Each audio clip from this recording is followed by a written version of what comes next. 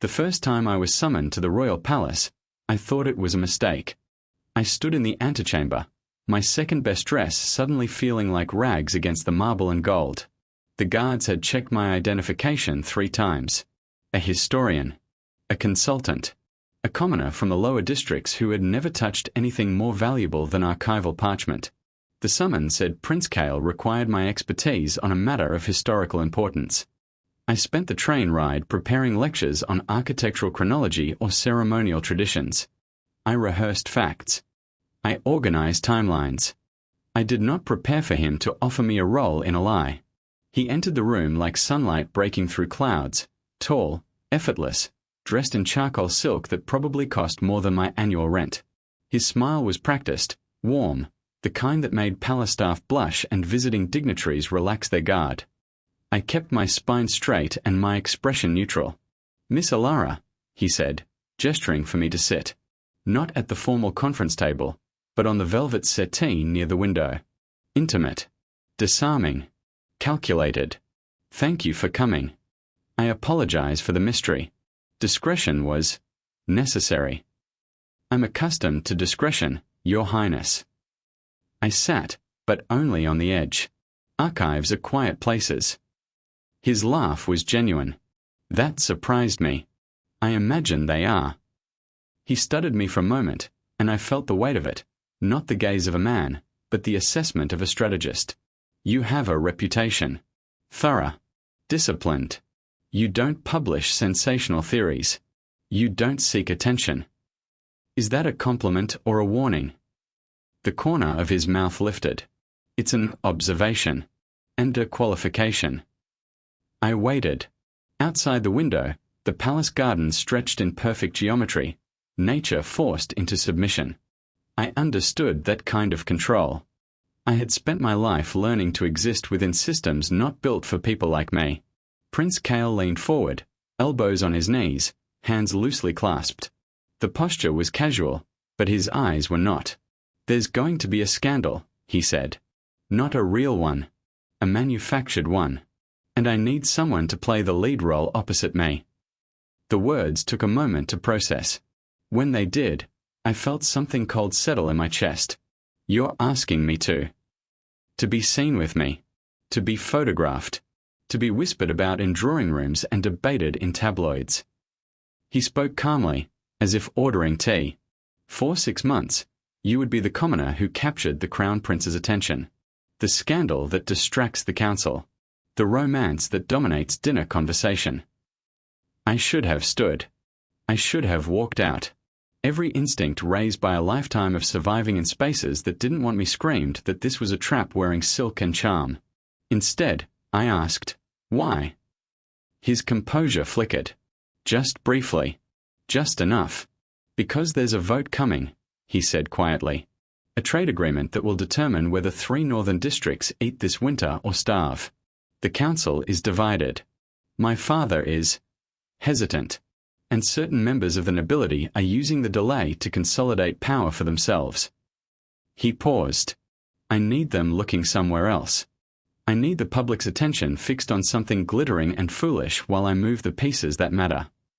And I'm the glittering foolishness. You're the distraction." No flattery. No softening. I respected that. A royal romance with a commoner is exactly the kind of story that captures imaginations. It's harmless. It's romantic. It keeps the papers busy and the council frustrated that they can't control the narrative. While you control the actual one. He inclined his head. "While I do my job." I looked at him, really looked, past the practiced charm and the princely polish. There was something tired behind his eyes. Something that understood the weight of wearing a mask every moment of every day. I recognized it because I wore one too. "What happens after 6 months?" I asked. "The romance ends. Quietly. Amicably." He said it gently, but I heard what he didn't say. "We end. You disappear. Life continues. You receive a generous settlement. Enough to fund your research for decades. Enough to never worry about patronage or funding again. Financial independence. Academic freedom. The things I had spent my entire adult life chasing, wrapped in a bow of temporary humiliation. The public will have opinions about me, I said. Not all of them kind. You'll be protected from the worst of it. Palace security, private transportation, controlled access. He met my eyes. I won't pretend it will be comfortable, but it will be temporary. And at the end, you walk away with everything you've worked for. I thought about my cramped apartment, the stack of grant rejections on my desk, the research I had abandoned because no one would fund a woman from the lower districts studying histories the elite preferred forgotten. I thought about what it would cost to say yes. What do you need from me? I heard myself ask. Cale exhaled slowly, and I realized he had been holding his breath. Your presence. Your cooperation. Your discretion. He paused. And your willingness to let the world believe something that isn't true, while you do something that is. Yes. I stood and walked to the window. The gardens below were immaculate. No weeds. No wild growth. Everything in its place, pruned and perfect. I had spent my whole life being the weed. The one that didn't belong, that grew where it wasn't supposed to, that survived despite being pulled out again and again. Now I was being invited inside the garden. Not as a guest. As a performance. When do I start? I asked. Behind me, I heard him rise. When he spoke, his voice was closer than I expected. Tomorrow. There's a gallery opening. The press will be there. I'll introduce you as my guest. A beat of silence. You're sure? I turned. He stood near enough that I could see the faint lines around his eyes, the slight shadow of exhaustion beneath them. Up close, he looked less like a prince and more like a man carrying something heavy. No, I said honestly. But I'm practical. He almost smiled. Practical. I like that. You don't have to like me, Your Highness. You just have to pretend. Something shifted in his expression. Surprise, maybe, or respect. You're not what I expected. Neither are you. I gathered my bag, my composure, my courage. I'll need the contract in writing. Terms, duration, compensation. Reviewed by my own counsel. Of course. And when this is over, I disappear completely. No lingering obligations. No future requests for my presence. His jaw tightened almost imperceptibly. Agreed. I walked toward the door, then paused with my hand on the handle. One more thing. Yes. When you fall for me, I turned my head just enough to see him over my shoulder. Try to remember it's not real. I left before he could respond, but I carried the memory of his expression all the way home, the way his composure cracked, just slightly, at the edges. Like he hadn't considered that possibility. Like I had planted something in his mind that he couldn't unsee. I told myself it didn't matter. He was a prince. I was a commoner. This was a transaction. I told myself that for 6 months, I would play my part perfectly, take their money, and walk away unchanged. I was wrong about most of it. But I was right about one thing. His mistake wasn't choosing me. It was falling for me before the contract expired. The gallery opening was my first performance. I wore a dress I couldn't afford, deep green silk that Cale's stylist had delivered to my apartment with a note that read simply, for the opening. Keep it. I kept it because burning it would have been wasteful, and because some small, foolish part of me wanted to remember what silk felt like against my skin. The stylist spent 2 hours on my hair. Makeup softened the sharp edges I had spent years cultivating. When I looked in the mirror, I didn't recognize myself. That was the point, I realized. I wasn't supposed to be me. I was supposed to be her, the woman the papers would write about, the scandalous commoner who had somehow caught a prince's eye. Cale met me at the entrance to the gallery. He wore charcoal again, fitted perfectly, his hair slightly disheveled in a way that probably took 20 minutes to achieve. When he saw me, something flickered across his face too quickly to name. You look. He stopped. Started again. The dress suits you. It's borrowed, I said flatly. Like everything else in this arrangement. His smile tightened, but he offered his arm. Ready? No. Good. Authenticity reads better. We walked in together, and the cameras erupted. I had prepared for attention. I had not prepared for the way it felt, the blinding flashes, the shouted questions, the press of bodies straining against velvet ropes. Cale's hand covered mine on his arm, warm and steady. Don't smile too much, he murmured, lips barely moving. Look slightly overwhelmed. It plays well. I wanted to laugh. I didn't need to act overwhelmed. I was drowning. But I had signed a contract. So I played my part. We moved through the gallery slowly, stopping at paintings I couldn't focus on. Cale would lean close to comment on brushwork or composition, his breath warm against my ear, and I would nod as if his words mattered. Around us, conversations paused and resumed, eyes tracking our every movement. The woman in blue, Cale said quietly, guiding me toward the next painting. Lady Marquess. She'll approach us in approximately 3 minutes. She's going to be polite but pointed. Her son was my father's preferred match for me last season. What do I do? Stay close. Look at me like I'm interesting. Let her talk. Lady Marquess approached exactly on schedule. Her smile was ice wrapped in silk. Your Highness. How lovely to see you out. Her eyes slid to me, assessing, dismissing. And with company. Lady Marquess, may I present Miss Alara Ashford, historian, archival consultant. Cale's hand pressed lightly against my lower back. Proprietary. Protective. Alara, Lady Marquess. A historian. Lady Marquess said the word like it was a mild illness. How? Academic.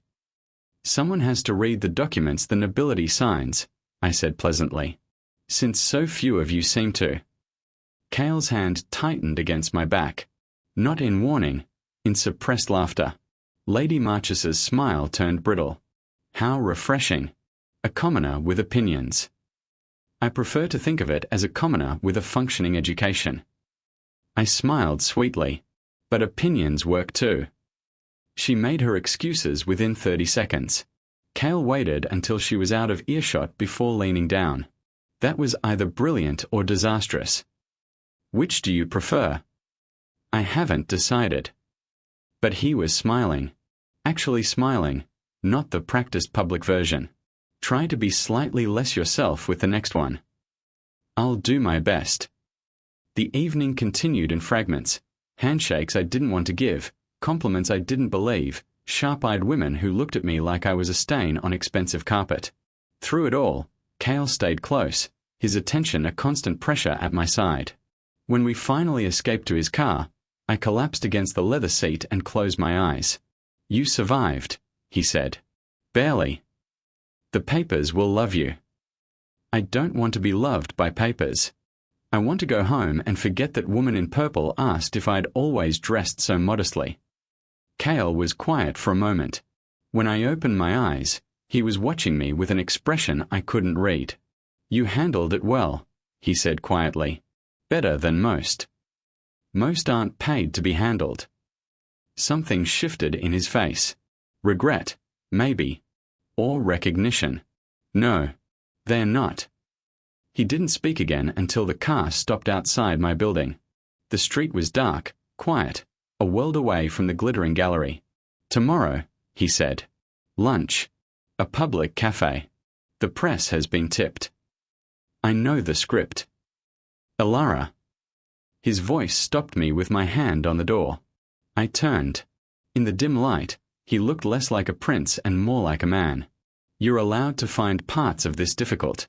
You're allowed to tell me. I looked at him for a long moment. Why would I do that? Because we are partners in this. At least for 6 months.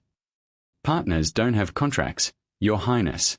Partners don't get paid to pretend.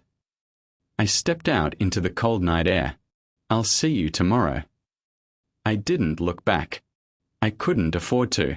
The weeks blurred into a rhythm of staged appearances and private preparation. Lunches where we sat close enough for photographs but never touched.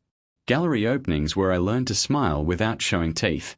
Theatre premieres where I wore dresses that felt like costumes and played a role that felt increasingly unfamiliar. Between events, we met privately, always in his study, always with tea, always with the door open enough to satisfy propriety. He called them briefings. I called them survival training. "The Duchess of Harrow will ask about your family," he said one afternoon, reviewing notes. "Tell her your parents are deceased." "It's true, yes. My mother is. My father is alive. He drives a delivery truck in the lower districts." Cale's pen stopped moving. "Does he know about this?" "No one knows about this. That was the agreement." He set the pen down slowly. "You haven't told your father you're seeing the Crown Prince." "I'm not seeing you. I'm performing visibility services under contractual obligation." I sipped my tea. "And no, I haven't told him. He'd worry. He'd try to protect me. He'd do something foolish like come to the palace and demand to know your intentions." "What would you tell him?" "The truth. That you have no intentions. That this is temporary and transactional and means nothing." Cale was quiet for a long moment. When he spoke, his voice was different. Softer. "Does it?" "Does it what?" "Mean nothing." I set my cup down carefully. "Your Highness, with respect, don't ask questions you don't want answered." He held my gaze. "What if I want them answered?" "You don't." I stood, gathering my things. "We have a dinner tomorrow. The ambassador from the northern provinces. I'll wear blue. Alara. I'll see myself out." I walked fast through the corridors, past guards who nodded recognition, past servants who pretended not to stare. In the privacy of the garden, I stopped and pressed my hands against cold stone. He didn't mean it. Couldn't mean it. We were playing parts, performing feelings, constructing something beautiful and false for public consumption. But the way he looked at me in that moment, the way his voice dropped when he asked if it meant nothing, I couldn't afford to interpret that. I couldn't afford to want it to be real. Because in 3 months, this would end. I would take my money and disappear. He would marry someone appropriate, someone with lineage and land and a name that opened doors instead of closing them. And I would go back to my archives and my research and my quiet life, carrying memories I had no right to keep. That was the contract. That was the agreement. I just hadn't expected it to feel like losing something I never had. The turning point came 6 weeks in, during a private evening Cale had requested without cameras. "The council vote is tomorrow," he said. We sat in his study, fire crackling, rain against the windows. He looked exhausted, shadows under his eyes, tension in his shoulders. "If this works, 3 districts eat this winter. If it doesn't, you can't control everything." "I have to try." He scrubbed his hands over his face. "My father thinks I'm wasting time on romance while the real work waits. The council thinks I'm distracted by a pretty face. Everyone underestimates me, and for once, I need them to." "They will," I said quietly. "That's the point of me." He looked up sharply. "That's not." "It's exactly what it is. I'm the distraction. The pretty face. The reason no one looks too closely at what you're actually doing." I met his eyes. I agreed to that. "I'm not complaining." "You should be." His voice was rough. "You should be furious. You should be demanding more money, more protection, more everything. You're smart enough to know what this costs you." "I know exactly what this costs me." "Then why?" He stopped. Swallowed. "Why did you say yes?" I could have lied. I could have given him the safe answer, the contractual answer, the answer that kept walls intact. Instead, I told the truth. "Because I've spent my whole life being invisible, and you offered me 6 months of being seen." I paused. "Even if it's pretend, even if it's temporary, even if at the end, I have to go back to being no one, at least for a little while, I mattered." The fire crackled. Rain fell. Cale stared at me like I had just shown him something precious and fragile. "You're not no one," he said quietly. "You never were." I should have left then. I should have thanked him for the sentiment and walked out while I still could. But I was tired of being careful. Tired of walls. Tired of pretending that 6 weeks of proximity hadn't changed something fundamental. Cale. I used his name deliberately, watching his reaction. What happens after this? He didn't correct me. Didn't remind me of titles or boundaries. I don't know. That's not an answer. It's the only one I have. He stood, crossed the space between us, close enough that I could see the gold flecks in his eyes, the slight imperfection in his otherwise perfect jaw. I didn't expect this. Expect what? You. His hand lifted, hovered near my face, didn't quite touch. I thought you'd be easy to leave. Easy to forget. I thought 6 months would pass and I'd let you go and that would be the end. And now? His eyes searched mine. Now I don't know how I'm supposed to watch you walk away. I could have stopped it. Should have stopped it. But when he leaned in, when his lips finally met mine, I didn't pull back. The kiss was soft at first. Questioning. Then his hand cupped my face and the question became an answer, and I forgot, for one suspended moment, that any of this was supposed to be pretend. When we broke apart, breathless, he pressed his forehead to mine. That wasn't in the contract, I whispered. I know. It can't happen again. I know. But neither of us moved. Neither of us pulled away. And in the silence, I understood something terrifying. His mistake wasn't choosing me. His mistake was falling for me before the contract expired.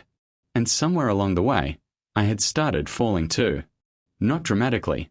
We were too careful for that, too aware of eyes and ears and the fragile architecture of our arrangement.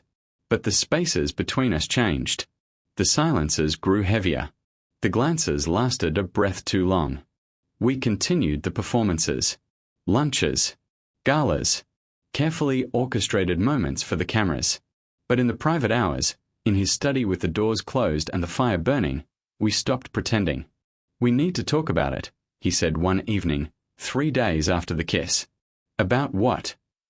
He gave me a look. Don't. I set my tea down. There's nothing to discuss. It happened. It won't happen again. That's not what I felt. You felt a moment. Proximity. Stress. I kept my voice steady. It's common in arrangements like this. There's probably a psychological term for it. Elara. He moved from his chair to the settee beside me, close enough that I could smell his cologne, cedar and something warmer underneath. Stop. Stop what? Stop hiding. His voice was quiet. I've spent my entire life around people who say what they think I want to hear. You're the only one who's ever been honest. Don't take that from me now. I looked at him, really looked, past the prints and the performance and the careful walls I had built. He looked tired. Not the exhaustion of late nights and council meetings, but something deeper. The weariness of someone who had never been allowed to simply be. What do you want me to say? I asked. The truth. Just once. No contract. No expiration date. Just you. The fire crackled. Rain tapped against the windows. In the silence, I felt something crack inside me, the wall I had been maintaining since the moment I walked into this palace. I'm scared, I whispered. Of what? Of this. Of you. Of waking up in 3 months and realizing I gave something away that I can never get back. I pressed my hands together to stop them shaking. I agreed to a transaction. I didn't agree to feel things. I didn't agree to lie awake at night wondering if any of it was real. He was quiet for a long moment. Then, slowly, he reached for my hands. His fingers were warm, steady. What if it is real? He asked. What if this, whatever this is the most real thing I've felt in years? Then we are both in trouble. Why? Because you're a prince. And I'm a commoner with a contract and an expiration date. I pulled my hands back, but gently. Because when this ends, you stay here. And I go back to my life. And we pretend none of it happened. That's assuming I let you go. The words hung in the air between us. Heavy, Dangerous. Kale. I used his name deliberately, watching his face. You don't have a choice. Neither do I. Everyone has a choice. Not people like us. I stood, needing distance. You're bound by duty. I'm bound by reality. The sooner we remember that, the less this will hurt when it's over. I walked to the window. The gardens were dark, rain-slicked, beautiful in their emptiness. Behind me, I heard him rise. Felt him approach. He stopped close enough that I could feel the warmth of him without touching. And if I don't want it to hurt, he asked quietly, if I want to find another way. There is no other way. There's always another way. You just have to be brave enough to take it. I turned. He was closer than I expected, close enough that I could see the gold flecks in his eyes, the slight tension in his jaw. Bravery, I said softly. Is that what you call it? I call it not letting the best thing that ever happened to me walk away because I was too afraid to fight for it. My heart clenched. You don't mean that. I've never meant anything more. He kissed me then, not like the first time, soft and questioning. This was different. This was claiming. This was a man who had made a decision and was done waiting. I should have stopped him. Should have reminded us both of contracts and consequences and the impossible distance between his world and mine. Instead, I kissed him back. Afterward, we sat on the floor in front of the fire, backs against the settee, shoulders touching. The rain had stopped. The palace was silent around us. What happens now? I asked. I don't know. His voice was honest in a way I rarely heard from him. I've spent my whole life knowing exactly what comes next. School, military service, council duties, marriage to someone appropriate. He paused. For the first time, I don't have a plan. That must be terrifying. It is. He turned to look at me. It's also the most free I've ever felt. I wanted to believe him. Wanted to let myself sink into the warmth of his words and pretend they could be enough. But reality waited outside these walls. Your father, I said quietly. The council. The woman they've probably already chosen for you. I know. The papers. The public. The scandal if this turns out to be more than a temporary distraction. I know. The contract. The expiration date. The money I'm supposed to take and the life I'm supposed to return to. He was quiet for a moment. Then, what if we rewrite the contract? I stared at him. You can't be serious. I'm completely serious. He shifted to face me fully, firelight playing across his features. Not the terms, those are fixed. But the ending. What if, when this is over, we don't stop? Kale. I'm not asking for forever. I'm not asking for promises. His voice was urgent now, raw in a way I had never heard. I'm asking for a chance. A real one. No cameras, no scripts, no performances. Just you and me, figuring out if this could actually work. I wanted to say yes. Wanted to let hope override every instinct that had kept me safe my entire life. But I had learned too many lessons about wanting things I couldn't have. And if it can't work? I asked. If we try and fail and you end up married to someone appropriate while I go back to my archives, carrying the memory of watching us fall apart, then at least we tried. At least we didn't let fear make the choice for us. That's easy for you to say. You're not the one who loses everything. His face changed, hurt, then understanding, then something softer. You think I don't have things to lose. I think you have a safety net. I think if this goes wrong, you'll be fine. You'll be sad for a while, and then you'll marry someone beautiful and suitable and you'll learn to be happy. I pressed my lips together. I don't have that. If this goes wrong, I lose everything. My reputation. My work. My father's pride in me. The life I spent years building. I would never let that happen. You can't control what people think. You can't protect me from gossip and judgment and the way the world treats women like me who reach above their station. He reached for my hands again. Let me try. Kale. Let me try. His grip tightened. I'm not asking you to trust the system. I'm asking you to trust me. Just me. The man, not the prince. I looked at him, really looked, past the title and the privilege and everything that should have made him incapable of understanding my world. And for the first time, I saw someone who was willing to try.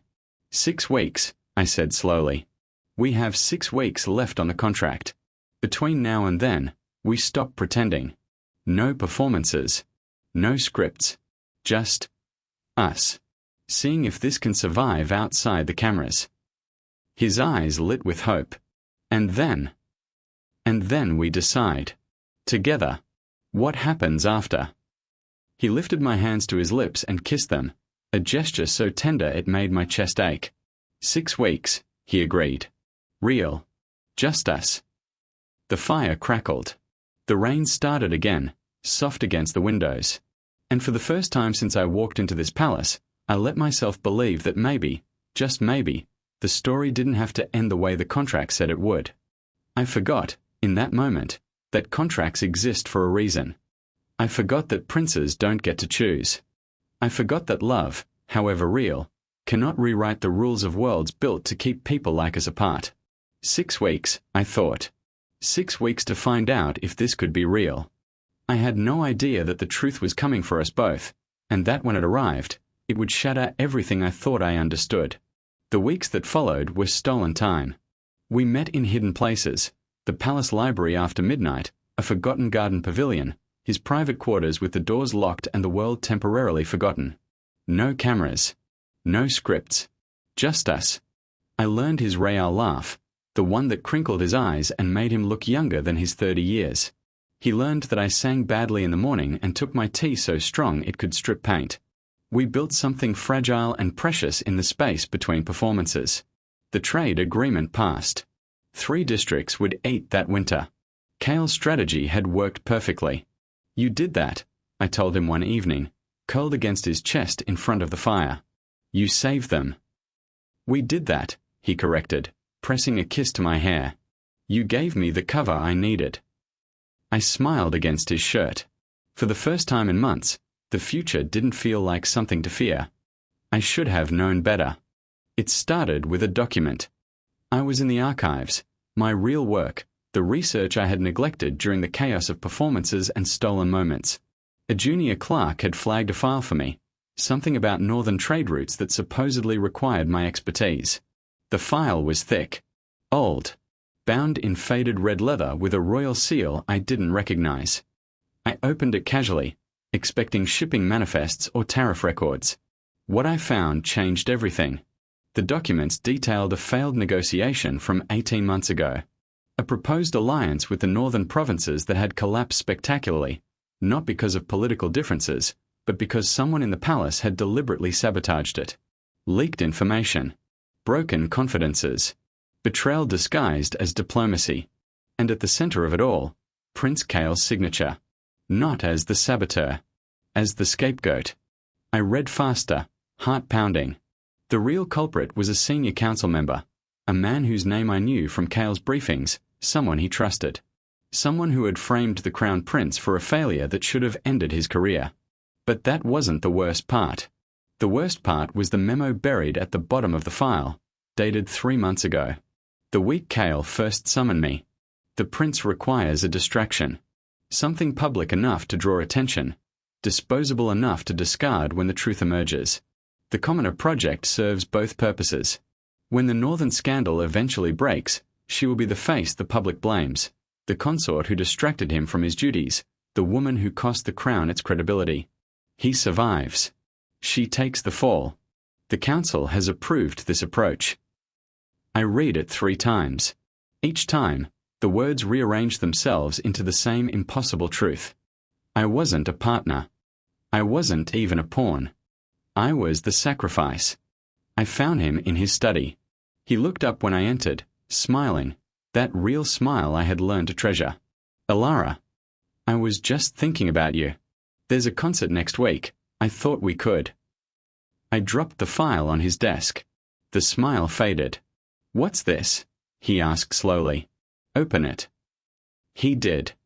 I watched his face as he read, the initial confusion, the dawning recognition, the horror that followed. Alara. His voice was hoarse. I can explain. Can you? I stayed standing, arms wrapped around myself like armor. Because from where I'm standing, it looks like I was never a distraction. I was a liability. Something to throw to the wolves when your real mistakes caught up with you. No. That's not.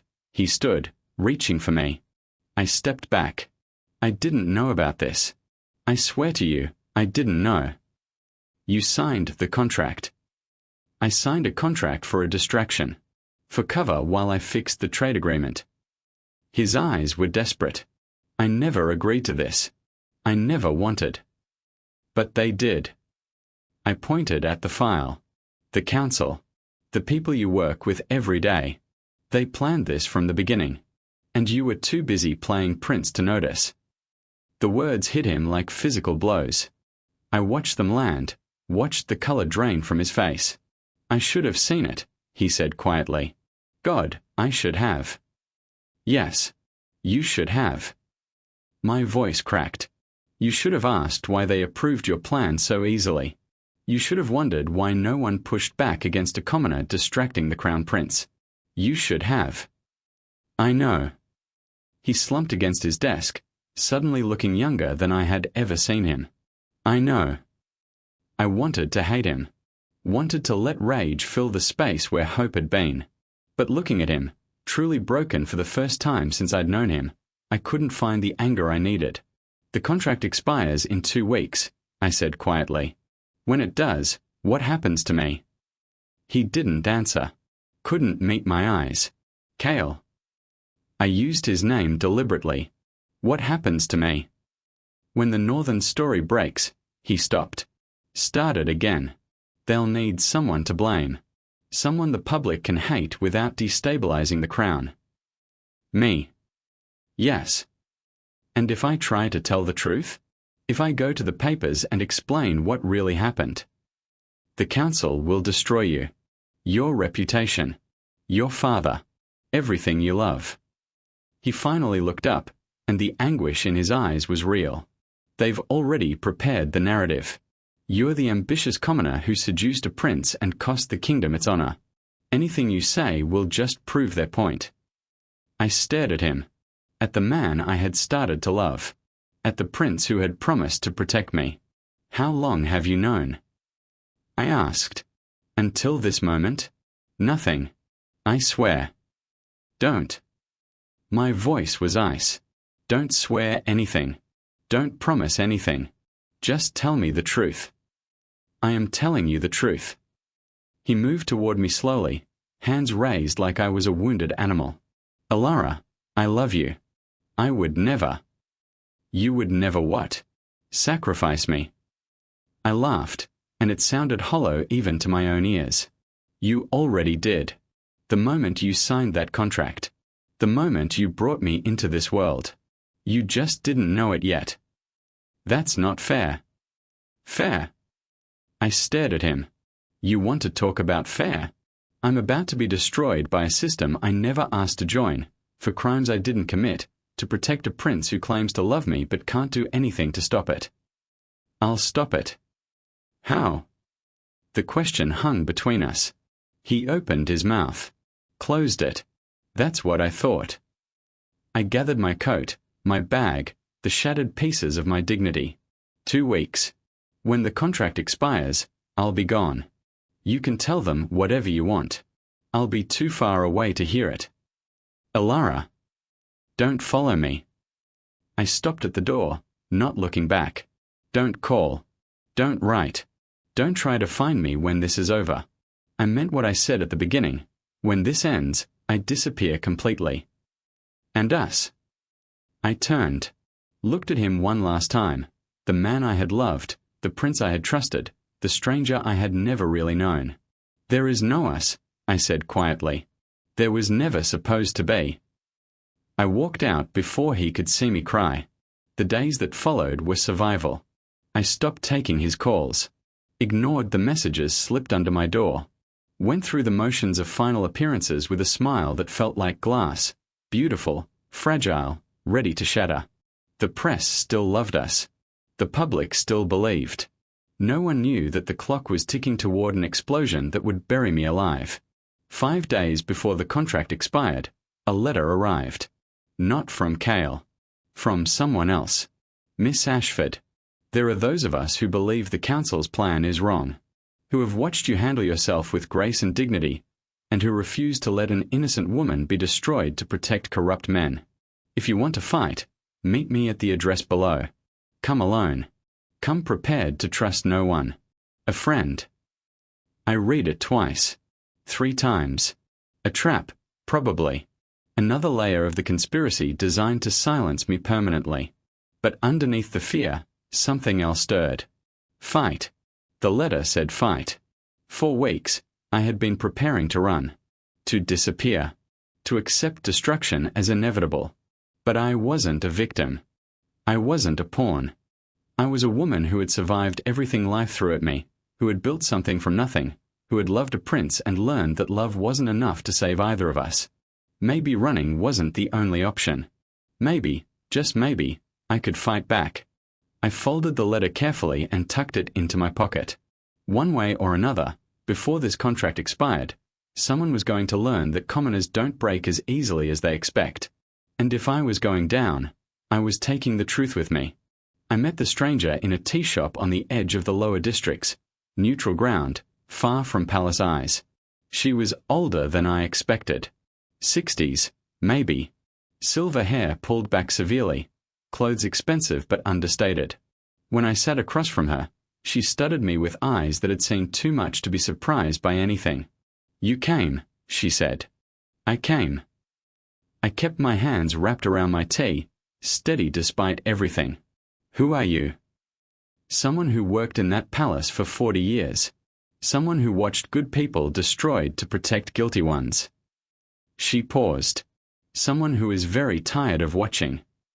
Can you help me? That depends. She leaned forward. What do you want? I thought about it. Really thought, for the first time since reading that file. Justice felt too noble. Revenge felt too small. Survival felt like settling for the least worst option. I want the truth told, I said finally. I want people to know what really happened. Not because it saves me, I don't think anything can anymore, but because they shouldn't get away with it. He shouldn't have to carry blame for their crimes. The woman's expression shifted. Respect, maybe. Or recognition. Even after what they planned for you. Especially after what they planned for me. She was quiet for a long moment. Then she reached into her bag and withdrew a folder. Thinner than the one I had found. Different. There are documents, she said quietly. Records that show exactly who sabotaged the northern negotiations. Who framed the prince. Who approved your sacrifice. She slid the folder across the table. These are copies. The originals are in a safe place, with instructions to release them if anything happens to me. I stared at the folder. Why are you giving this to me? Because I've watched that palace destroy too many innocents. Because you're not the first commoner they've used as a shield, and you won't be the last, unless someone stops them. Her eyes met mine. And because I think you're brave enough to use it. I opened the folder. Read quickly. Names. Dates. Details that match the gaps in my understanding. Proof. Actual, undeniable proof. If I release this, the council falls. The real guilty parties face consequences. You're cleared. She paused. But so is the prince. He's innocent in this, Miss Ashford. Completely. The documents prove it. I looked up sharply. You're protecting him. I'm telling the truth. There's a difference. I wanted to believe her. Wanted to grab the folder and run to the nearest newspaper and burn the whole corrupt system to the ground. But I had learned too many lessons about trust. What do you want in return? I asked. Nothing. No one does nothing. She smiled slightly. You're right. They don't. She leaned back. I want you to understand something. The prince didn't know about their plans. When he found out, when you showed him that file, he went to his father, demanded protection for you, threatened to expose the whole thing himself if they didn't call off the plan. My heart stuttered. When? The night you left. The night you told him not to follow. She watched me carefully. He's been fighting for you ever since. Not publicly. He can't, not without making things worse. But privately?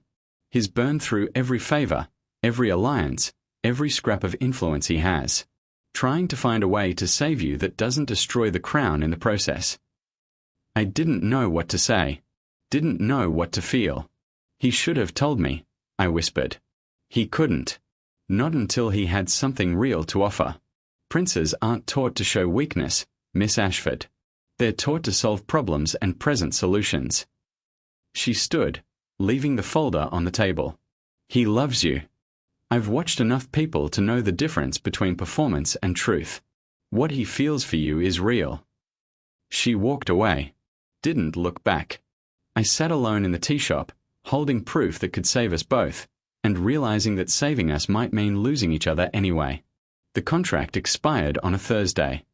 I spent the morning in my apartment, staring at the folder, at the documents that could clear his name and destroy his family's oldest allies, at the truth that would set me free and chain him to a future he never wanted. At noon, a car arrived. Palace vehicle. Dark windows. I got in. Cale was in his study. Same fire. Same rain against the windows. Same man, but different, worn in ways that 6 weeks shouldn't have been able to manage. When I walked in, he stood so fast he nearly knocked over his chair. Alara. Just my name. Just breath. Cale. I stopped by the door, keeping distance. The contract expired today. I know. I came to say goodbye. Something broke in his face. Just slightly. Just enough. Don't, he said quietly. Please. I have to. I pulled the folder from my bag, set it on the table between us. These prove you're innocent. Prove who really sabotaged the negotiations. Prove I was never anything but a pawn in someone else's game. He stared at the folder, didn't move toward it. If I release these, I continued, you're cleared. The real guilty parties face consequences. You keep your reputation, your position, your future. I paused. But your family loses. The people who raised you, the allies who supported you, they're implicated. Not in the sabotage, but in the cover-up. In planning my destruction. I know. You'd have to choose. Them or the truth. He looked at me then, really looked, with an openness I had never seen from him. I've already chosen, he said quietly. I waited. The night you left, after I read that file, after I understood what they planned, I went to my father. He moved closer, slowly, giving me space to retreat. I told him everything. The sabotage. The cover-up. The plan to destroy you. I told him that if they went through with it, I would expose them myself. Publicly. Completely. Consequences be damned. Cale. He disowned me. The words were calm, but I saw the pain behind them. Told me I was no son of his if I chose a commoner over my own blood. Told me to leave the palace and never return. I stared at him. You're not. I'm not prince anymore. Not really. The title's still there. They can't take that without public explanation. But the power? The influence? The future I was raised for? He shook his head slowly. Gone. All of it. Why? Because you asked me once what I would choose. Them or you. And I realized. He stopped. Swallowed. I realized there was no choice. Not really. You're the best thing that ever happened to me.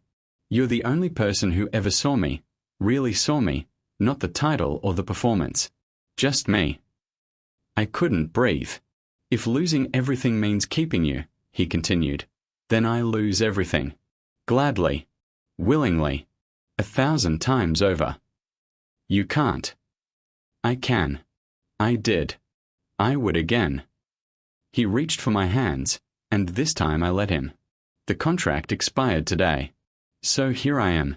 No title. No power. No protection. Just a man who loves you, asking if you'll still have him. I looked at him, really looked. At the prince who had chosen me over a kingdom. At the man who had burned his whole world down because I mattered more. You're insane, I whispered. Probably. You've lost everything. I've gained everything. He squeezed my hands. If you'll have me. The folder sat on the table between us. Proof. Truth. Justice. All of it meaningless next to the man in front of me. I have conditions, I said. Name them. We use these documents, not to destroy your family, but to protect others, to make sure no one else gets sacrificed to protect guilty men. Agreed. We build something new. Together. Not palace life. I can't do that, Kale. I can't spend my life in that world. We build something new. He smiled, that real smile, the one I loved. I was thinking about a small house. Near the coast. Somewhere with a garden. And a library. And a library. He lifted my hands to his lips. Anything else? I thought about it.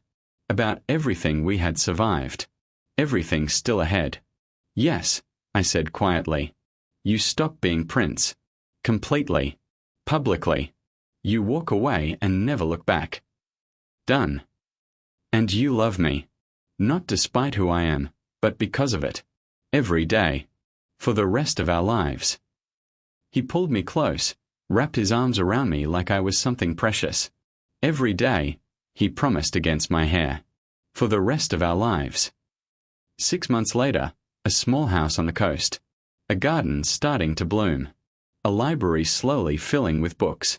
A man who made tea too weak and sang off-key in the morning. And me. The papers had a field day when he abdicated. Prince chooses love over crown.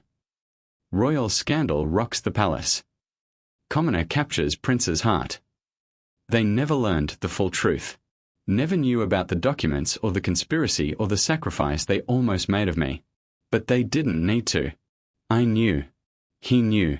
And every morning, when I woke in his arms, I remembered what he had said in that study, with the fire crackling and everything on the line. There's always another way. You just have to be brave enough to take it. He had been brave enough. So had I. The contract expired the day he chose me. But love, real love, the kind that burns down worlds and builds new ones from the ashes, that contract had no expiration date at all. The woman at the immigration counter asked why I was staying so long, and I told her I was writing a book. It was the first lie I'd told in weeks that felt like the truth.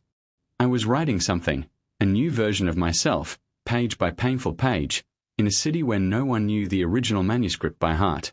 Seoul welcomed me with fog. It rolled off the Han River in thick waves, swallowing the skyscrapers whole, turning the city into a ghost of itself. My taxi crept through streets that felt more like memory than reality, past neon signs I couldn't read and faces I'd never see again. Perfect. I wanted to be illegible. I wanted to be forgotten before I ever arrived. The Airbnb I'd booked fell through at the last minute.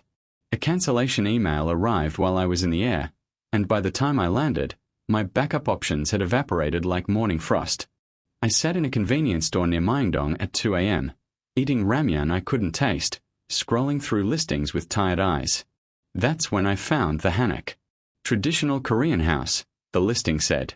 Quiet neighborhood up the hill. Long-term rental available immediately. The price was too low, which should have warned me. But desperation makes experts in denial. The owner agreed to meet me the next afternoon. I took the subway north, transferring twice, emerging into a neighborhood that felt centuries removed from the glass and steel of central Seoul. Narrow streets twisted up slopes so steep my calves burned. Old women sat on wooden platforms, cutting vegetables and ignoring me completely. A cat watched from a stone wall, unimpressed by my existence. The Hanok stood at the end of a dead-end alley, tucked behind a persimmon tree heavy with unripe fruit. Dark wood beams framed a tiled roof that curved toward the sky like hands in prayer.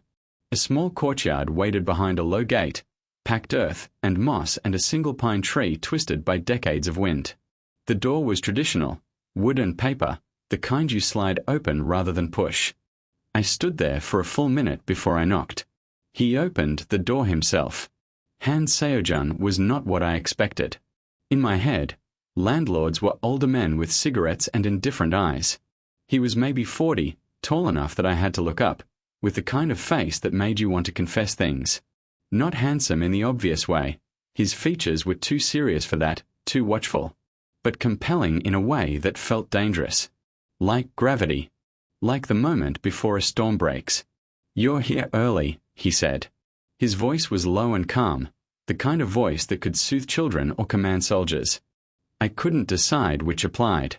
"The subway was faster than I expected," I said, then realized I'd spoken English out of habit. He didn't react. Just nodded and stepped aside to let me enter. The house unfolded around me like a secret. Rooms connected by wooden corridors, paper doors filtering afternoon light into honey, an ondel floor radiating warmth from below. Traditional furniture mixed with modern necessities, a refrigerator hidden in a lacquered chest, a Western toilet behind a sliding screen. It smelled of pine and incense and something older, something I couldn't name. "This was my grandmother's," Seo-jun said from behind me. "She raised me here. When she passed, I couldn't sell it. So now I rent the extra rooms to people who need quiet." I turned to face him. "How did you know I needed quiet?" He didn't answer immediately. Instead, he moved past me to slide open a door, revealing a small room with a low table and a window overlooking the courtyard.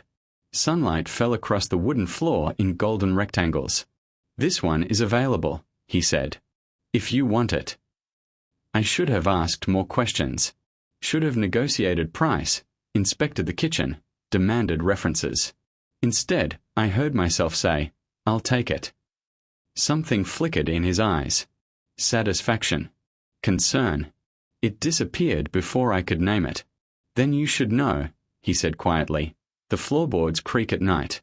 Don't be alarmed. It's just the house settling." His English was perfect. Not textbook perfect, fluent perfect, the kind that comes from years of speaking, of thinking, of dreaming in a language not your own.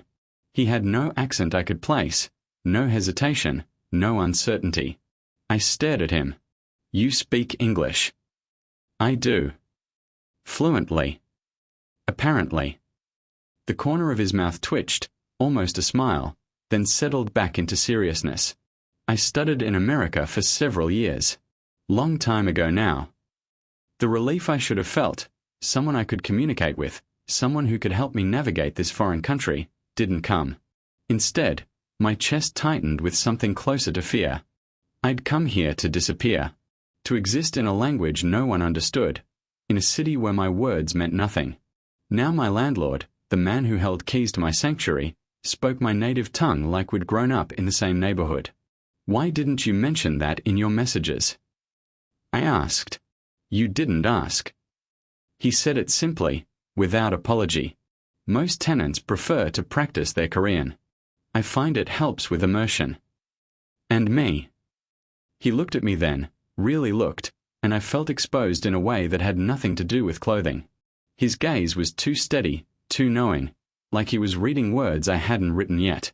"You," he said slowly, "seem like you've been immersed enough."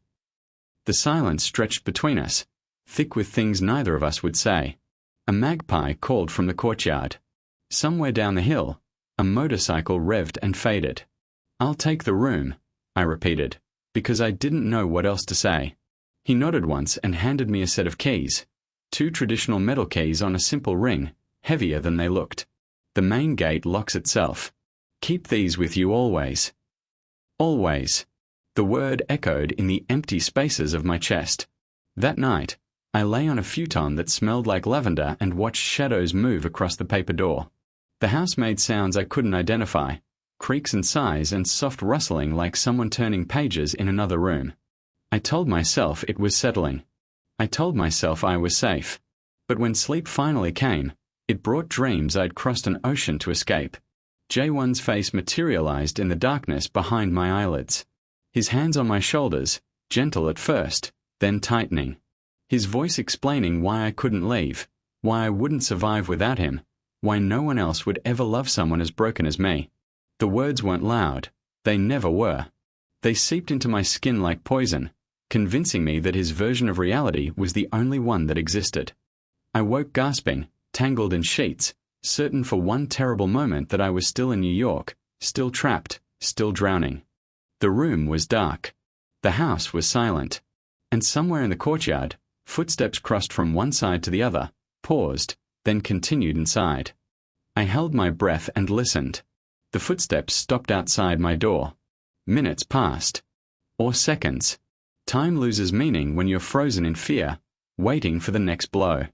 I stared at the paper door, imagining I could see a shadow on the other side, a silhouette waiting with the patience of someone who had all night. Then the footsteps retreated, soft and unhurried, and disappeared into the main house. I didn't sleep again. In the morning, I found a small clay cup outside my door. Inside, barley tea, still warm. No note. No explanation. Just the kindness of a stranger who somehow knew I'd need it. I drank it sitting on the wooden floor of my room, watching sunlight reclaim the courtyard, and tried to convince myself the footsteps had been my imagination. The house settling. The creaks and sighs of an old building finding its balance. But the tea was real. The warmth in my hands was real. And somewhere in the back of my mind, a voice that sounded like survival whispered a warning I couldn't quite hear. My new landlord spoke my language. My new landlord seemed to know things he shouldn't. And I had just handed him the keys to my only escape. The first week in the hammock taught me the true meaning of silence. Not the peaceful kind I'd imagined when I booked the flight from New York. Not the meditative quiet of temple stays or spa retreats that Americans spend thousands chasing. This was different. This was the silence of a house that had been holding its breath for centuries, waiting for stories to fill its wooden walls. I woke each morning to the sound of nothing. No traffic. No neighbors arguing through paper-thin walls. No notifications buzzing with J1's latest manipulation disguised as love. Just the soft rustle of wind through the pine tree in the courtyard and the distant call of a magpie claiming its territory. For 3 days, I barely left my room. I slept in fits, ate instant noodles from the convenience store down the hill, and stared at the ceiling while my mind replayed every mistake that had led me here. The floorboards did creak at night, just as Seo-jun had warned. But I told myself it was the house settling. I had to believe that. On the 4th morning, I found a small ceramic bowl outside my door. Inside rested 2 perfect mandarins, their orange skins bright against the grey clay. A handwritten note sat beside them, the paper thin enough to see through. For strength. The first week is always the hardest. No signature. No explanation. Just words in English that sliced through my carefully constructed denial. I wanted to throw them away. Accepting kindness meant accepting connection, and connection meant vulnerability. J1 had taught me that lesson so thoroughly it lived in my bones now. But the mandarins smelled like childhood, like my grandmother's kitchen in Ohio before everything fell apart. I ate them slowly, sitting on the wooden floor of my room, and hated how much better they made me feel. That afternoon, I forced myself outside. The neighborhood wound up and down hills like a dream you can't quite grasp. Narrow streets twisted between traditional houses and modern cafes, old women selling vegetables from plastic mats, students laughing outside convenience stores. I moved through it all like a ghost, invisible and untouchable. No one looked at me twice. No one knew my name.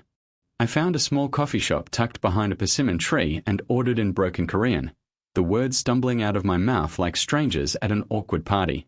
The barista smiled politely and didn't ask where I was from. Perfect. I sat by the window, watching Seoul breathe, and for the first time in months, my shoulders dropped from where they'd taken up permanent residence near my ears. Maybe this could work. Maybe I could disappear into this city of 10 million souls and become no one. Then I looked up, and Han Seo-jun was walking past the window. He didn't see me. His eyes were fixed ahead, focused on something in the distance. But I watched him move with that quiet authority I'd noticed in the stairwell, shoulders straight, pace unhurried, completely comfortable in his own skin. A man who belonged exactly where he was. He disappeared around a corner, and I realized I'd been holding my breath. That night, another gift appeared outside my door.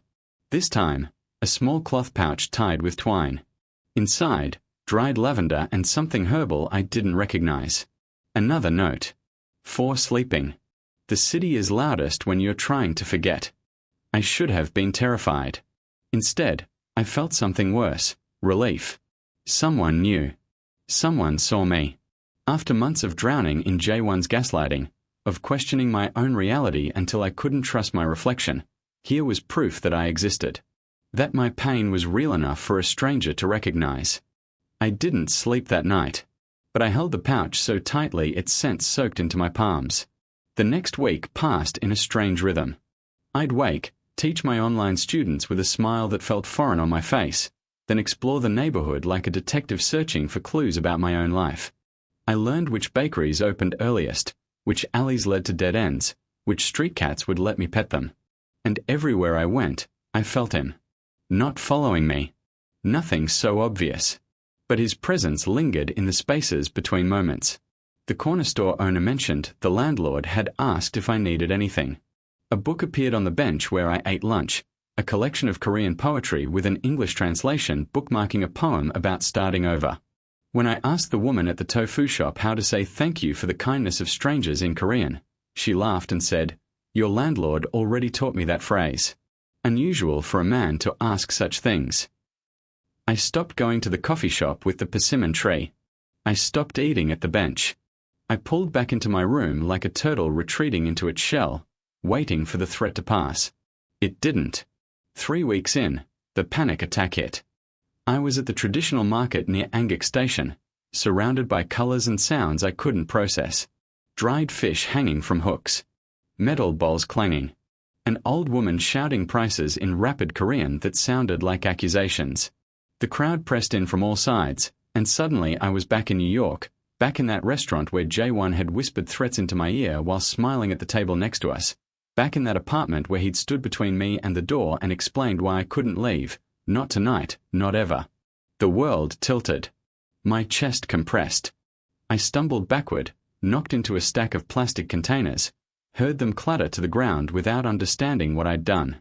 Someone grabbed my arm, and I screamed. Not loud. More like a wounded animal sound that died in my throat. But enough. Strong hands pulled me out of the crowd, through a gap between stalls, into an alley I hadn't seen. I fought, because fighting was all I had left, until a voice cut through the static in my brain. Breathe with me. English. Calm. Familiar. Seojun held my wrists, not tight enough to hurt but firm enough to ground me. His face was close to mine, close enough that I could see the flecks of grey in his otherwise dark eyes, the small scar above his eyebrow, the complete absence of judgment in his expression. In through your nose, he said slowly. Hold. Out through your mouth. Follow me. I followed. I had no choice. My body recognized safety before my mind could catch up. We stood in that alley for what felt like hours, breathing together while the market roared past the entrance, oblivious to my collapse. When my heartbeat finally slowed to something approaching human, he released my wrists and stepped back exactly 1 step. Enough space for me to feel unthreatened. Not so much that I felt abandoned. Do you want to go home? He asked. Home. The word hit me like a wave. When had anywhere last felt like home? I nodded, not trusting my voice. He didn't touch me again. He simply walked beside me, close enough to catch me if I fell, far enough to let me pretend I was fine. We climbed the hill toward the Hannock in silence, and for once, the quiet didn't feel like erasure. It felt like company. At my door, he finally spoke. There's a temple near Buckshin, he said quietly. The nuns make tea for anyone who needs it. No questions asked. I can draw you a map, if you'd like. Why? The word escaped before I could stop it. Why do you keep doing this? You don't know me. He studied me for a long moment, and in his eyes I saw something I couldn't name. Recognition, yes, but also grief. The particular grief of someone who has watched damage happen and couldn't stop it. I know what it looks like, he said finally, when someone is running from something that won't stay behind. He left before I could ask what that meant, before I could demand answers, before I could admit that part of me didn't want him to go. That night, I didn't find a gift outside my door. Instead, I found a hand-drawn map, delicate and precise, leading from the hammock to a temple I'd never heard of. At the bottom, in the same handwriting as the notes, 3 words. "You're still here." I traced the words with my finger until the ink warmed beneath my skin. He was right. I was still here. Not because I was brave, not because I was healing, but because some stubborn part of me refused to let J1 win. For the first time since arriving in Seoul, I slept through the night. And in my dreams, I wasn't running. I was standing in a courtyard, looking up at a man who spoke my language, waiting for answers I wasn't sure I wanted to hear. The anonymous message arrived on a Tuesday. I'd been in Seoul for 6 weeks by then, long enough that the city had stopped feeling like a stranger and started feeling like a reluctant friend. I knew which subway exits led to daylight, which convenience stores stocked peanut butter, which hours the local market breathed easy instead of suffocating with crowds. Long enough that I'd started to believe I might actually survive this. The message came through a private channel I'd created specifically to stay hidden. A burner email account, a messaging app with end-to-end encryption, all the digital armor J1 had taught me to use when he was still teaching me things instead of using them against me. The view from the hill is nice, isn't it? 3 sentences. No sender information. No context.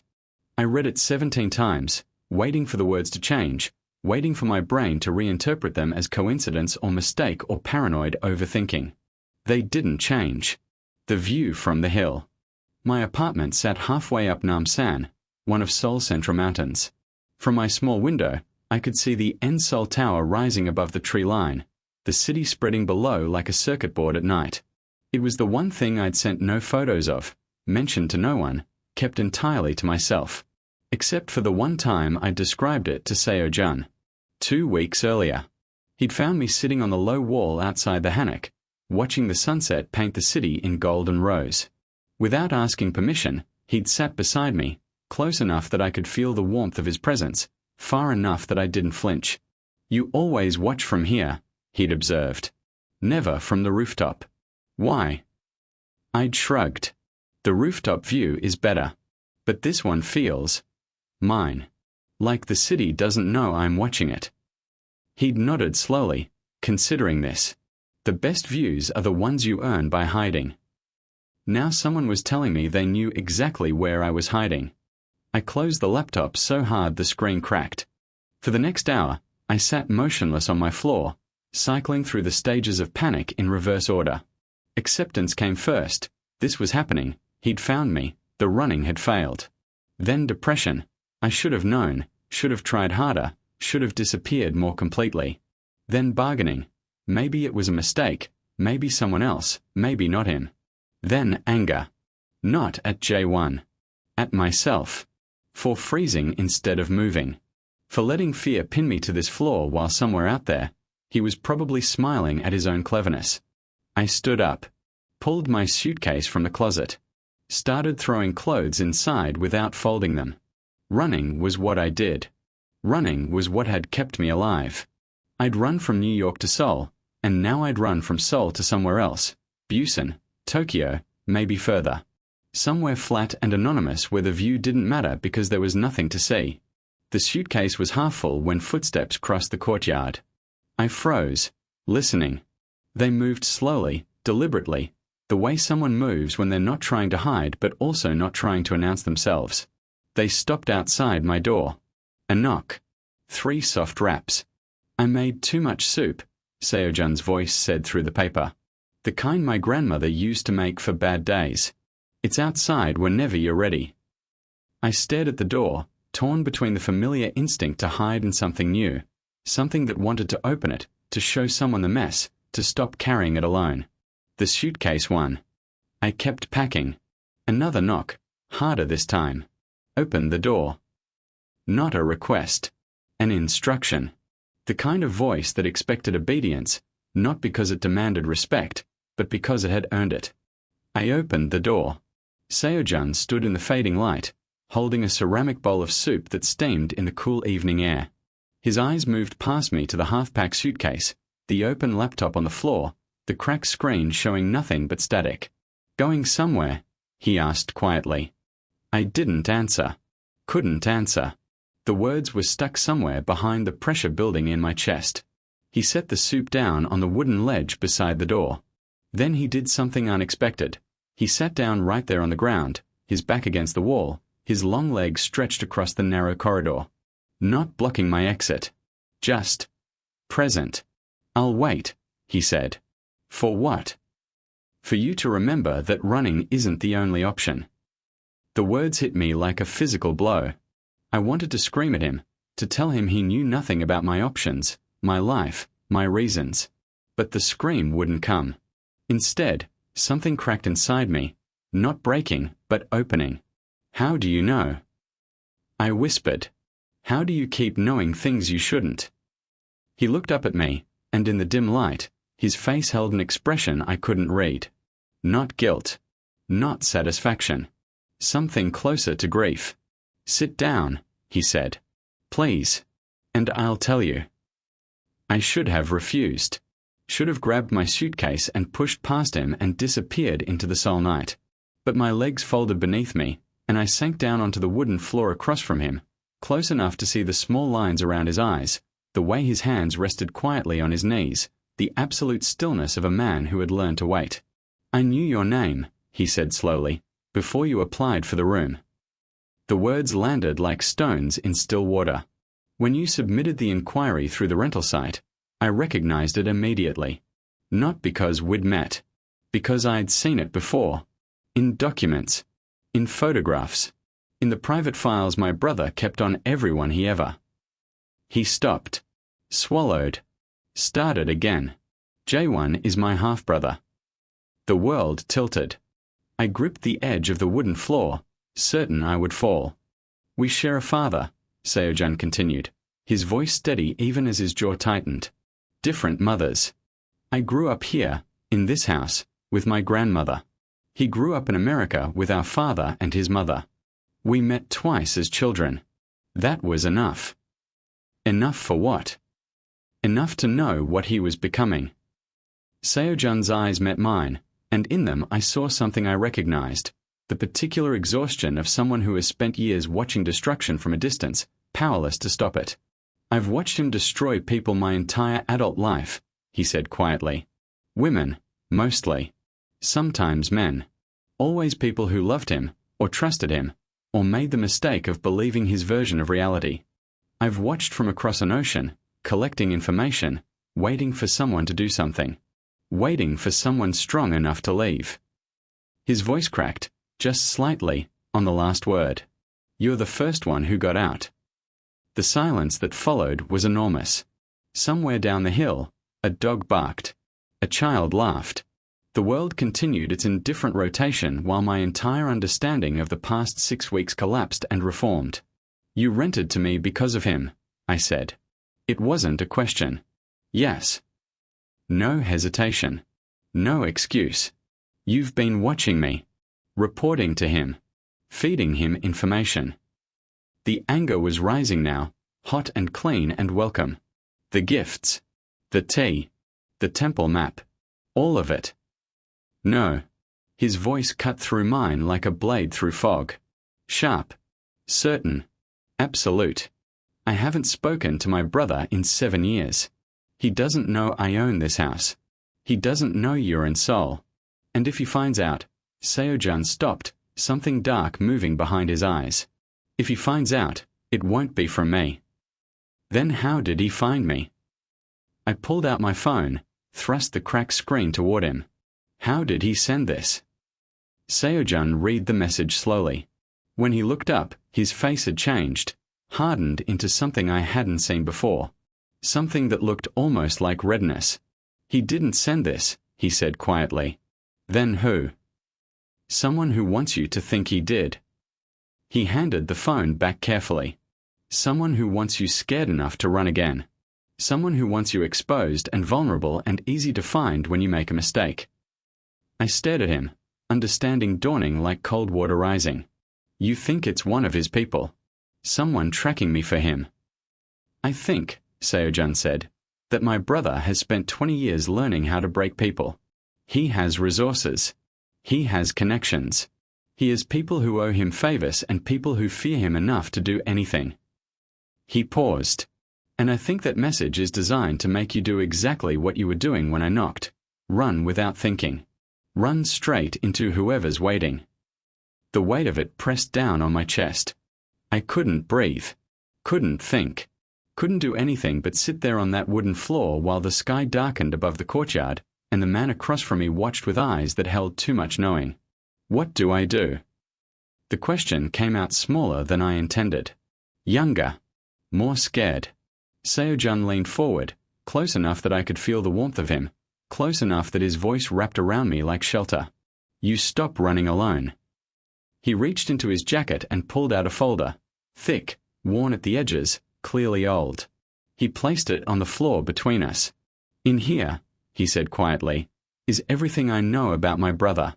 Every pattern. Every weakness. Every person he's used and discarded. Every mistake he's made that could become leverage. He paused. I've been collecting this for years, waiting for someone brave enough to use it. I looked at the folder, then at him. Why? Because I can't undo what he's done. His voice was rough now, stripped of its usual calm. I can't save the people he's already destroyed, but I can stand with the ones who survived. I can give them the weapons they need to fight back. He held my gaze, and in that moment, I understood. This wasn't charity, wasn't guilt, wasn't the kindness of a stranger who happened to speak my language. This was a man offering me a choice. I could run, disappear again, spend my life looking over my shoulder, waiting for the moment Jaewon's patience ran out. Or I could stay. I could fight. I could take the folder and the knowledge and the unexpected ally sitting across from me, and I could finally stop being the victim of my own story. The soup's getting cold, Seo-jun said softly. I looked at the bowl sitting on the ledge. Steam still rose from it, thin curls of warmth against the evening air. Then I looked at the folder on the floor between us. Then I looked at him. Show me, I said. Show me everything. Seo-jun spread the contents of that worn folder across my floor like a crime scene map. Photographs, printed emails, handwritten notes, newspaper clippings, official documents with official seals. Evidence of a life spent documenting darkness. I learned things about Jaewon that night that made the relationship I'd survived feel almost minor by comparison. The woman in Boston whose restraining order he'd violated 7 times before she disappeared into witness protection. The business partner in Chicago who'd ended up hospitalized after a disagreement about embezzled funds. The ex-girlfriend in San Francisco whose career he'd systematically destroyed through anonymous complaints to her licensing board, fabricated harassment claims, fake reviews on professional sites until no one would hire her. 6 women that Seo-jun knew of. Probably more he hadn't discovered yet. Each time, he said quietly, pointing to photographs spread across the floor, he follows the same pattern. Love bombing. Isolation. Gaslighting. The slow erosion of reality until they can't trust their own minds. Then, when they try to leave, he stopped, his jaw tightening. Then he shows them what leaving really costs. I stared at the evidence of my near future spread across the wooden floor. How do you know all this? Private investigators. Years of them. Every time I heard about a new woman, I hired someone to dig deeper. I told myself it was for evidence, in case someone ever pressed charges that stuck. He laughed, a hollow sound with no humor in it. But no one ever pressed charges. They were too afraid, too broken, too convinced it was their fault. But you kept collecting. I kept collecting. He looked at me then, and in the lamplight, I saw something I hadn't noticed before, the deep exhaustion of someone who has carried a weight too long. My grandmother used to say that knowledge is the only weapon shame can't disarm. I didn't understand that until I was older. Until I realized that my shame about sharing blood with him had kept me silent for decades. The word hung in the air between us. Shame. I knew its weight intimately. The shame of loving someone who hurt you. The shame of staying. The shame of finally leaving, as if leaving meant you should have done it sooner. You don't owe him your silence, I said quietly. No. His voice was steady, but something moved behind his eyes. But I owe the women he hurt more than silence. I owe them the truth of who he is, even if it means exposing myself in the process. We sat with that for a while, the weight of shared understanding pressing us closer together without either of us moving. Somewhere around 3 a.m., Seo-jun made tea on the small burner in the corner of my room. We drank it in silence, passing the warm cup between us like a shared secret. When my hand brushed his, neither of us pulled away. Tell me about you, he said finally. Not what he did. Who you were before. The question caught me off guard. No one had asked me that in years, not really asked, not with the genuine curiosity that suggested they actually wanted to know the answer. I was a photographer, I heard myself say. Not professionally. But I saw the world in frames. Light and shadow. The way moments contain entire stories if you catch them at the right angle.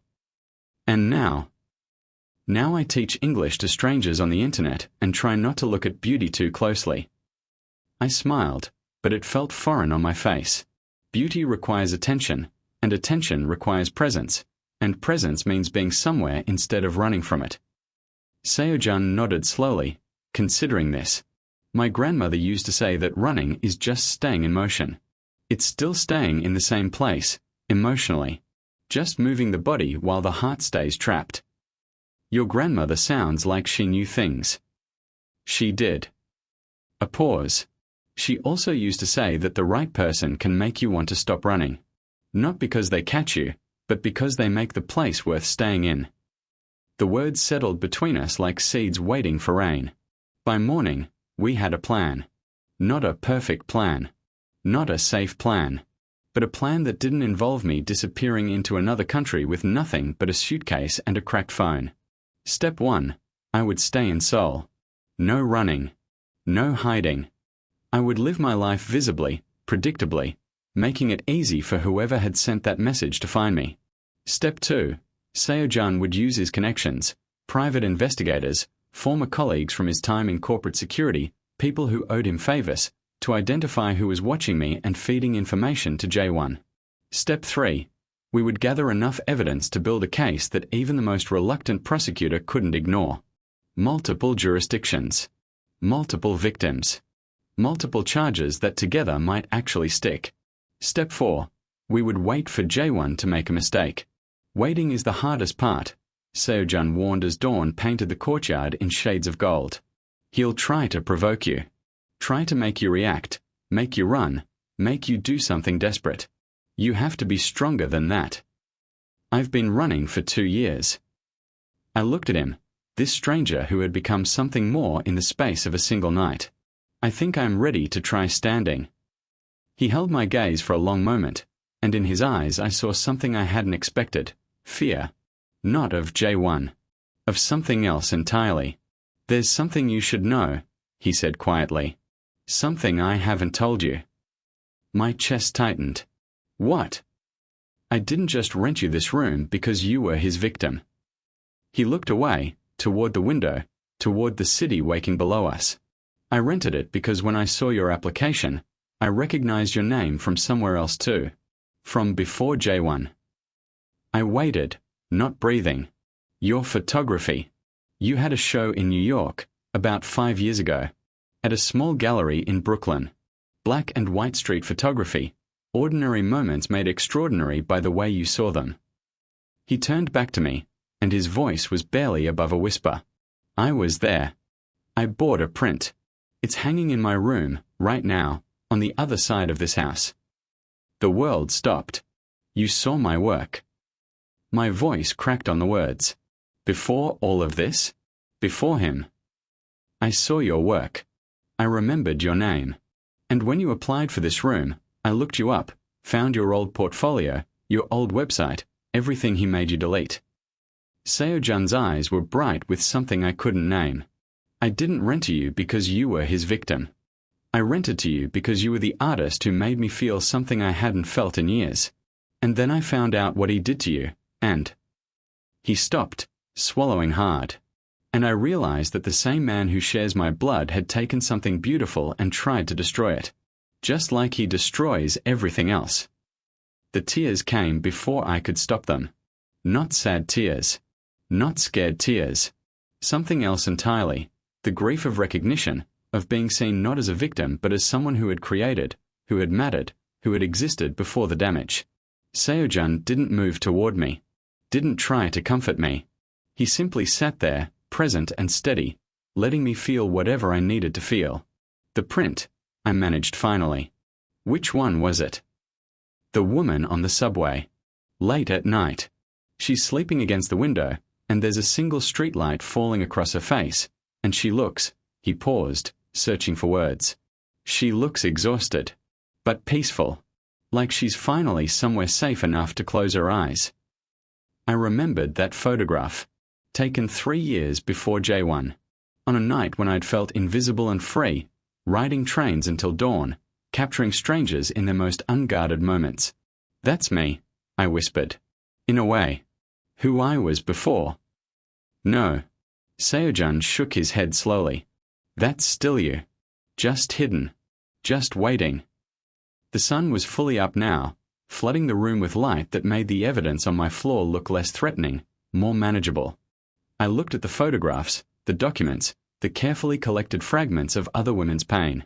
Then I looked at the man across from me, who had carried this weight for years, who had collected evidence instead of acting, who had watched his brother destroy people from a distance because he didn't know how to stop it. You're not him, I said quietly. You never were. I know. His voice was steady. But I'm also not innocent. I watched. I collected. I waited for someone else to act. He met my eyes. Until you. Something shifted between us in that moment. Not romance, not yet. Something more fundamental. Two people who had been shaped by the same darkness, emerging on opposite sides of it, meeting in the middle. I'm not going to run, I said. I know. I'm going to stay. And fight. And use everything in that folder to make sure he never does this to anyone else. I know. And you're going to help me. It wasn't a question. It was a statement. An expectation. A claim. Seo-jun smiled, really smiled, for the first time since I'd met him. It transformed his face, softening the watchful edges, revealing someone younger beneath the weight. I know, he said again. I've been waiting years for someone to say that. To give me permission to stop watching and start acting. He reached across the space between us and took my hand. Not romantic. Not yet. Just two people holding on to each other before stepping into battle. Then let's stop waiting, I said. Outside, Seoul roared to life. Inside the hanok, in a small room filled with morning light and evidence of darkness, we began to build something new. A partnership. A weapon. A future. 3 weeks passed like held breath. We worked in silence mostly, Seo-jun and I, building our case piece by piece in the hours between dusk and dawn. He'd bring food I didn't eat and tea I drank without tasting. I'd organize documents into timelines, cross-reference names, find connections hidden in the margins of other women's pain. The woman from Boston had moved to Vermont. The business partner from Chicago had changed his name. The ex-girlfriend from San Francisco now lived in a small town in Oregon, teaching music to children who would never know the darkness she'd survived. I found them all. Not to contact them, not yet, but to prove to myself that they existed. That I wasn't alone. That J1's destruction had left a trail of survivors stretching across a continent. The anonymous messages kept coming. You look peaceful in the morning light. Does he know you're so beautiful when you sleep? The persimmon tree is almost ready to fruit. I wonder if you'll still be here to taste them. He's closer than you think. Each one landed like a small explosion in my chest. Each one made my hand shake and my throat close. But each one also became evidence. Screenshots saved, metadata preserved, patterns analyzed by the private investigator Seo-jun had hired with money he never explained. We learned things. The messages came from burner phones purchased in different cities. They were sent at random hours, designed to keep me off balance.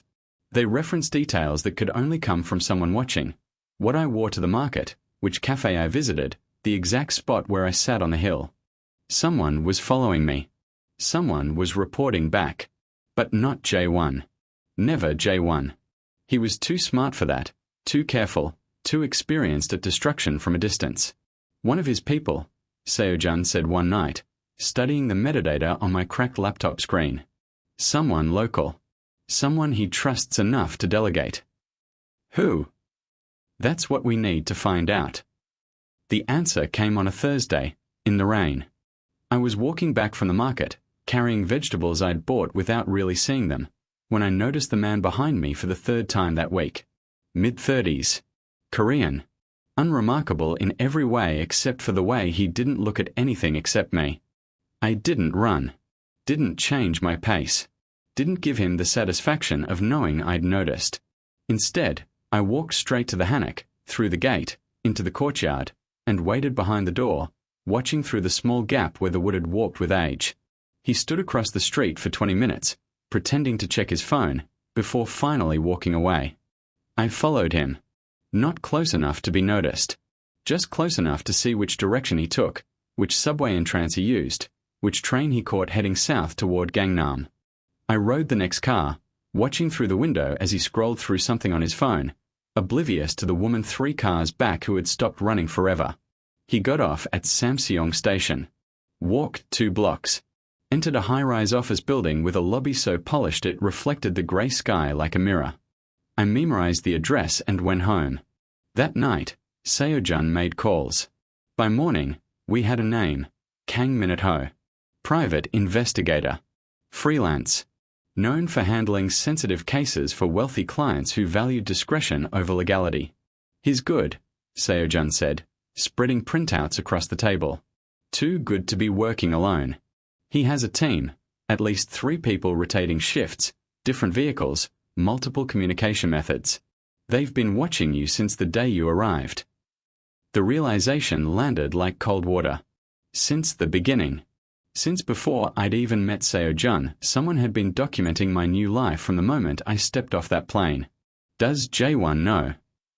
I asked. About Seoul. About this house. Not yet. Seo-jun pointed to a pattern in the surveillance logs. Look, they're not reporting everything. They're collecting, but someone's holding back. Someone who wants to be the one to deliver the final package. Min-ho. Or whoever hired him locally. Someone playing a longer game. We stared at the evidence spread across the table, the invisible threads connecting my sanctuary to my destroyer, and I felt something shift inside me. Not fear. Not anger. Something colder and more useful. Clarity. They're waiting for something, I said slowly. What? Seo-jun's eyes met mine, and in them I saw the same realization dawning. You. Running. They want you to panic, to flee, to lead them to wherever you're trying to hide next. That's when they'll move, when you're vulnerable, when you're alone, when you're too scared to think straight. The messages made sense now. The specific details. The casual cruelty of mentioning my sleeping face, my morning routine, the persimmon tree I'd grown to love. They weren't just threatening me. They were training me, conditioning me to associate safety with fear, to see every comfort as temporary, to make running feel like the only option. It was J1's signature move. Destroy from a distance. Make them destroy themselves. But I wasn't destroying myself anymore. Let's give them what they want, I said. Seo-jun's eyebrows rose. What? We run. But not where they expect. We run straight at them. The plan came together over the next 48 hours, built on the foundation of everything Seo-jun had collected over decades and everything we'd learned in weeks. It was reckless. It was dangerous. It was the only thing that might actually work. On a Sunday night, with the city glittering below like scattered stars, I packed my suitcase. Not with clothes, with documents, with evidence, with the combined histories of every woman J1 had tried to break. Then I walked out the front gate, alone, at midnight. I made it exactly 3 blocks before the van pulled up beside me. 2 men got out. Fast. Efficient. One grabbed my arms while the other reached for my suitcase. I didn't fight. Didn't scream. Didn't do anything except let my body go limp, just as we'd rehearsed. The last thing I saw before the van door closed was the persimmon tree at the end of the alley, heavy with fruit I'd never taste. They took me to a warehouse south of the river. Industrial. Isolated. The kind of place where screams disappear into the sound of traffic on the bridge above. They didn't blindfold me. That told me everything I needed to know about whether they expected me to survive this. Kang Minute-ho was waiting inside. He looked exactly as his photograph suggested, careful, watchful, the face of a man who had long ago made peace with the moral compromises of his profession. "Ms. Chen," he said calmly, "you've been very difficult to track." I wasn't hiding. I kept my voice steady, the way Seo-jun had taught me. I was waiting. Minute-ho's expression flickered, just slightly. Waiting for what? For you to make a mistake. The warehouse doors crashed open. Seo-jun walked in first, flanked by 3 people I didn't recognize: the private investigator he'd hired, a lawyer with files under both arms, and a woman whose face I knew from the Boston documents. The survivor. The one who disappeared into witness protection and somehow, impossibly, agreed to come back. Behind them, uniformed officers filled the space with quiet authority. Minute-ho's face went pale. His men looked at him, then at the exit, then at the police blocking both. "Kang Minute-ho," Seo-jun said, his voice carrying across the warehouse like a blade. "You're under arrest for stalking, illegal surveillance, and conspiracy to commit kidnapping. These officers have warrants for your phones, your computers, and every communication you've had with my brother in the past 6 months." He turned to me then, and in his eyes I saw everything: fear and relief and something deeper, something that looked like the beginning of forever. "You were right," he said quietly. "They couldn't resist the bait." I walked toward him through the chaos of arrests and evidence collection, past Minute-ho's stunned face and his men's surrender, past the Boston woman's tearful smile and the lawyer's satisfied nod. When I reached him, I didn't stop. I walked straight into his arms and let him hold me for the first time, right there in the middle of a warehouse that had been meant for my destruction, while the city hummed outside and the night stretched on forever. "Now what?" I whispered against his chest. "Now we let the law do its work. We testify. We wait." His arms tightened around me. "And we don't run anymore." Dawn found us back at the Hannock. We sat on the low wall outside the gate, watching the sky turn from black to grey to gold, the same wall where he'd first sat beside me months ago. The persimmon tree rustled in the morning breeze, its fruit heavy and orange and almost ready. "I need to show you something," Seo-jun said quietly. He led me through the courtyard, past my room, to a door I'd never seen opened, his private quarters at the back of the house. The space was simple, traditional, filled with light and the smell of old wood. And on the wall, framed simply, hung my photograph. The woman on the subway, sleeping against the window. A single streetlight falling across her exhausted, peaceful face. I stood there for a long time, looking at the person I used to be, the person I'd forgotten existed, the person who had somehow survived long enough to stand here now. "She's still there," Seo-jun said from behind me. "The woman who took this photograph. The woman who saw beauty in strangers and light in darkness. She's still there." I turned to face him. "How do you know?" "Because she's standing in front of me." He stepped closer, close enough that I could feel the warmth of him, the steady presence that had become my anchor. She stopped running. She fought back. She trusted someone enough to let them help. His hand came up, slowly, giving me time to move away. "I didn't. I fell in love with you," he said quietly. "The first time I saw this photograph, years before we met. I just didn't know it yet." The words settled between us like morning light, gentle, warm, inevitable. I reached up and touched his face, feeling the slight roughness of his jaw, the way his eyes closed briefly at the contact, the trust in his stillness. "I think," I said slowly, "I stopped running the moment you spoke to me in that stairwell. I just needed time to catch up with myself." He smiled, that rare, transforming smile that I'd seen only a handful of times. "You have time. We both do." Outside, Seoul woke around us. The city of 10 million souls, where I'd arrived as a ghost and somehow become human again. We stood together in the doorway of the hammock, looking out of the morning, at the persimmon tree, at the future we'd chosen instead of the past we'd escaped. I didn't know what came next. Trials and testimonies and the slow work of justice. Years of healing and learning to trust and figuring out who I was when I wasn't running. But I knew one thing with absolute certainty. I was still here. And for the first time in longer than I could remember, that felt like enough.